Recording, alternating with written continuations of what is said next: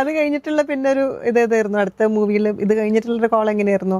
കമാരസംഭവം അത് കഴിഞ്ഞിട്ട് അല്ല, അത് കഴിഞ്ഞ് കുറച്ച് നാള് കഴിഞ്ഞിട്ടാണ്. ഇത് ഞാൻ 2014-2015 ആ സമയത്താണ് പാടുന്നത്. കമാരസംഭവം 2018 പാടുന്നത്. 18 പാടുന്നത്. അത് എന്റെ ഒരു സത്യം പറഞ്ഞ ഒരു ഭയങ്കര ഫേവറേറ്റ് സോങ് ആണത്.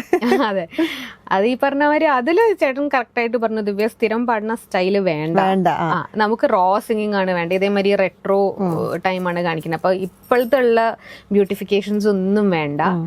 കർണാട്ടിക് സോങ്സ് ഒക്കെ എങ്ങനെയാ പാടുക, ആ ഒരു സ്റ്റൈലില് ആ ഒരു രീതിയിൽ പാടിയാൽ മതി. എന്ന് വെച്ചാൽ നമ്മുടെ ഇപ്പോഴത്തെ ഒരു നമ്മൾ കുറച്ച് ഹസ്കി ആക്കും, മോഡുലേഷൻസ് അതൊക്കെ ചെറിയ വ്യത്യാസങ്ങളൊക്കെ ഉണ്ട്. അപ്പൊ ദിവ്യയുടെ സൗണ്ടേ അല്ല കേൾക്കുമ്പോൾ. എന്റെ അടുത്ത് കുറെ പേര് ചോദിച്ചു, ഇത് ശരിക്കും ഞാൻ തന്നെയാണോ പാടിയത്? നമ്മുടെ രമേശ് പിഷാരടി ചേട്ടനെ ചോദിച്ചേ, എന്തെങ്കിലും ചെയ്തതാണോ, ശബ്ദം എന്താ ഇങ്ങനെ?